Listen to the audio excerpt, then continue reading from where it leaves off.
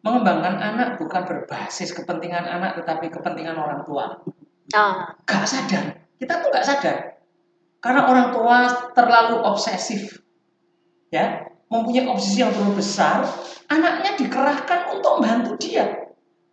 Untuk membuat dia hebat. Yang kedua, memaksa anak berbasis keahlian yang sama dengan orang tuanya. Oh, jadi anak harus ngikuti orang tuanya. Iya, nek aku ahli matematika, anakku kudu ahli matematika. Nek orang jurusan IPA tidak keren. Nek zaman aku ya begitu. Orang tua dokter, anak juga harus dokter. Harus jadi dokter. Menganggap ini profesi yang sudah sukses ditekuni orang tua itu pasti akan sukses ditekuni anak. Padahal setiap manusia oleh Allah diciptakan dengan misinya masing-masing. Assalamualaikum warahmatullahi wabarakatuh. Waalaikumsalam warahmatullahi wabarakatuh. Jumpa lagi dengan kami di Move Up TV bersama saya Zakia Joban dan Jumala Multazam. Sahabat muda, video kita kali ini masih mengenai minat bakat anak. Tapi kalau video ini ya, jadi kalau kemarin, video-video kemarin tuh kita lebih ke bagaimana kita mengenali, memaksimalkan, mengoptimalkan dan juga menstimulus minat bakat anak. Nah, kalau kali ini nih sahabat muda, kita akan berbincang-bincang ya, ngobrol sama Pak Jumala, kesalahan-kesalahan yang terkadang tidak sadar orang tua lakukan kepada anak, justru itu menyebabkan minat bakat anak itu tenggelam. Jadi Pak Jumala, terkadang ini bukan disengaja Pak. Orang tua nggak mungkin kan, ada orang tua yang sengaja mau menjerumuskan anak atau sengaja bikin anak, nggak mungkin. Nggak mungkin, pastinya kepingin anaknya hebat. Pasti. Nah, tapi terkadang ada hal-hal yang nggak sadar itu dilakukan, mikirnya, orang tua berpikirnya, oh ini bakal untuk mengembangkan minat bakat anak. Tapi justru dampaknya justru kebalikannya. Apa saja nih Pak? Nah, ini yang mau kita sharing. Pak Jumala ngasih contoh duluan. Ada. Saya ada 2 atau 3 poin ya. Yang pertama, ini sudah kita bicarakan di video kita yang lalu. Mengembangkan anak bukan berbasis kepentingan anak, tetapi kepentingan orang tua. Gak sadar. Kita tuh gak sadar. Karena orang tua terlalu obsesif. Ya, mempunyai obsesi yang terlalu besar, anaknya dikerahkan untuk membantu dia. Untuk membuat dia hebat. Oh, jadi yang punya kepentingan orang tua biar dianggap hebat ya? Iya. Apapun yang dilakukan buat anak, dia lupa bahwa bakal kita ini meninggal dan anak itu akan tumbuh menggantikan kita. Iya, betul. Satu ya, mengembangkan anak bukan berbasis kepentingan anak, tetapi berbasis kepentingan orang tua. Yang kedua, mengembangkan anak atau memaksa anak berbasis keahlian yang sama dengan orang tuanya. Oh, jadi anak harus ngikuti orang tuanya. Iya, nek aku ahli matematika, anakku kudu ahli matematika. Nek orang jurusan IPA tidak keren. Nek zaman aku ya begitu. Orang tua dokter, anak juga harus dokter. Harus jadi dokter. Menganggap ini profesi yang sudah sukses ditekuni orang tua itu pasti akan sukses ditekuni anak. Padahal setiap manusia oleh Allah diciptakan dengan misinya masing-masing. Ya. Oke. Yang ketiga, wis 2 dulu. Saya baru ingat 2. Kalau saya ada juga nih Pak, ya, ada poin. Terkadang orang tua nggak sabar menunggu anak atau melihat dulu anak. Anak itu sebetulnya bawaannya punya bakat apa, punya minat apa. Orang tua nggak sabar menunggu, nggak sabar mengobserv. Buru-buru anak dijejali dengan banyak hal. Oh, bahasa Inggris, harus bisa bahasa Perancis, bisa matematika, les piano, musik, vokal, ini. Tapi kalau explore sih sebetulnya nggak ada masalah. Explore tuh maksudnya kalau tujuannya explore itu nggak masalah. Nah, biasanya kalau tujuannya explore itu tidak terlalu mendalam, kecuali anak yang memang mau dalam. Kalau tujuannya explore ya Pak, anak coba-coba aja lah, coba-coba jadi ini, coba-coba gini, tapi tidak dipaksa. Ini kan kalau ini kan maksudnya orang tua menjejali, dipaksa. Sebentar. Explore ini apa? Jadi explore sendiri. Explore itu anak tuh mencoba banyak hal supaya dia bisa tahu. Terus kalau dia merasa, ih kok aku senang ya, ini bakatku gitu.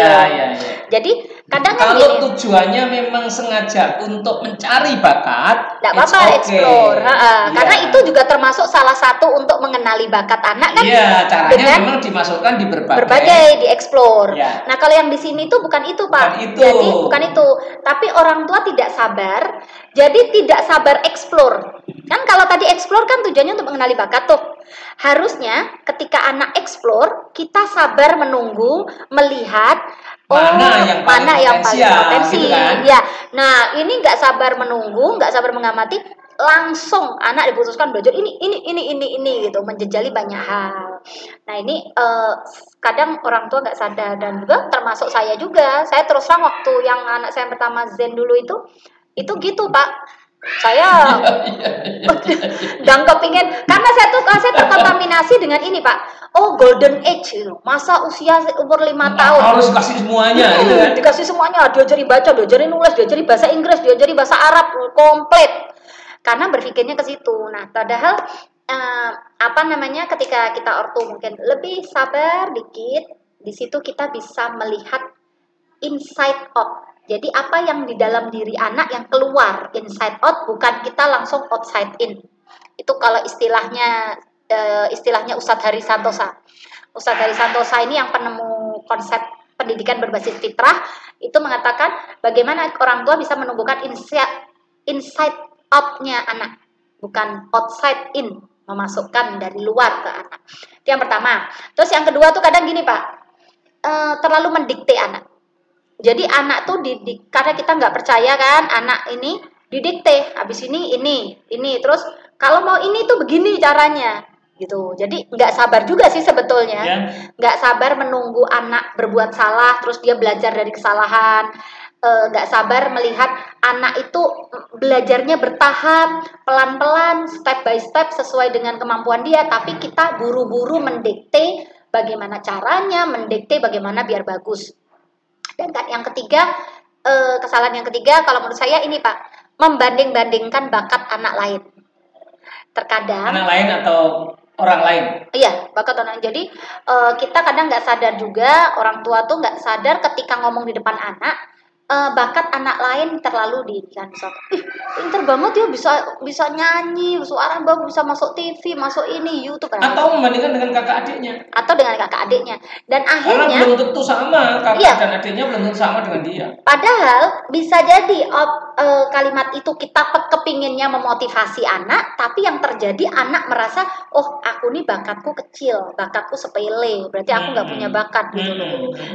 Nah itu tadi tujuan kita baik, tapi yang terjadi malah dampaknya buruk atau fatal ke anak. 3 ya Pak, bagaimana 2 ya? Aku 2. Nah ini sekarang tips. Sebentar, 5 dulu biar teman-teman juga aware ya. Apa sing aku mau adalah apa kalau lihat memaksa, terlalu memaksa, terus menganggap ukuran sukses itu adalah sukses bapak atau ibunya sing wis dilakoni. Jadi anak harus memaksa juga akhirnya, tetapi basisnya ukuran sukses ya. Terus ini memaksa itu saya ingin hubungkan dengan ini. Memaksa itu adalah orang tua tergoda dengan tren saat ini. Oh ya, tren saat ini kan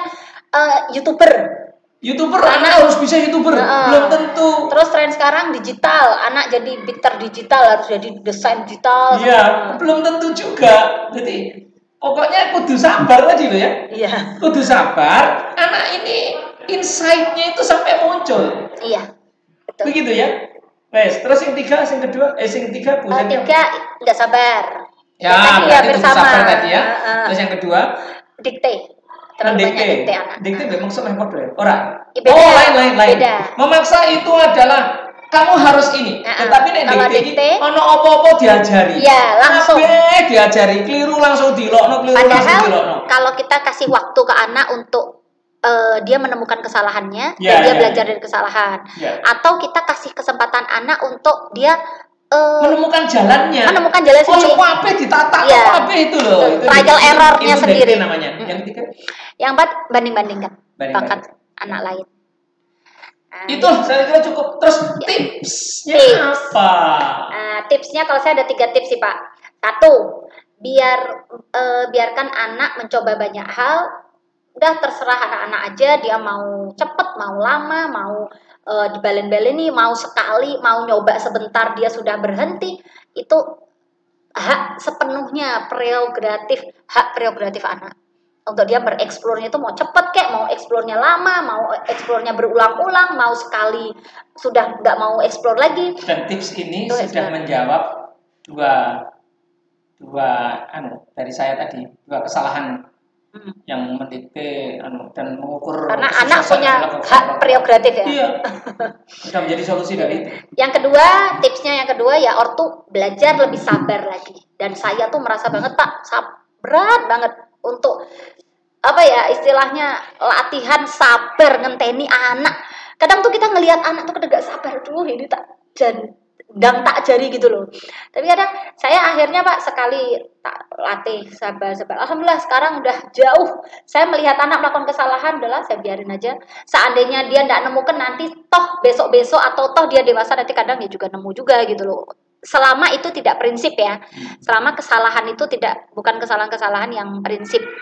Jadi orang tua sabar untuk menunggu anak. Dan tips yang ketiga bangun kepercayaan diri anak. Nah, ini menjadi lebih penting. Lebih penting dia tumbuh menjadi percaya diri daripada kita ajari langsung sempurna saat itu tapi kepercayaan dirinya hancur atau kepercayaan dirinya turun banyak gitu. Karena begitu dia percaya diri, insight itu akan keluar. Iya, karena dia pede kan. Iya. Jadi lebih penting bangun kepercayaan diri anak daripada kita ajari tapi dia kepercayaan dirinya akhirnya efeknya apa? Takut salah. Ya takut salah itu terus nggak keluar bakatnya. Takut Bagaimana salah. bakat bisa keluar dia mau terus berekspresi itu takut salah. Menunggu interupsi, menunggu diajari gitu kan. Nah ini dampaknya banyak ya sahabat muda ya. Jadi lebih penting kita membangun kepercayaan diri anak. Sebetulnya PD itu adalah ibu dari itu semua tadi. Betul. Begitu anaknya itu PD keluar semua itu sudah bakat-bakatnya betul kalau dia PD. Ya. Dan keempat, apapun bakat dan minat anak kita, apapun bakat anak kita, semungkin di mata kita sesepele apapun, itu insya Allah akan menjadi suatu hal yang besar bagi anak kita. Yang terpenting kan anak kita yang menjalani, ya kan? Dan kita nggak usah peduli juga dengan omongan orang, kok cuman bakatnya begitu, adalah kita tutup, maksudnya nggak usah terlalu mikirkan omongan orang gitu loh Pak. Cuma bakatnya begitu. Itu kalau dibikin ahli, terus kemudian spesifik terus nyari niche market. Oh itu dahsyat luar biasa itu teori video sebelumnya. Iya. Ya, Ikigai. Contohnya Sarah. Jadi contohnya Sarah sahabat muda. Jadi Sarah itu waktu dari kecil memang dia tuh senangnya ngomong.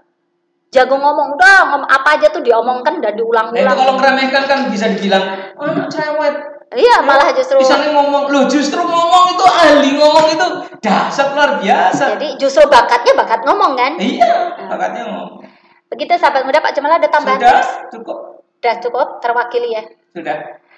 Jadi begitu sahabat muda, video kita kali ini mudah-mudahan ada manfaatnya.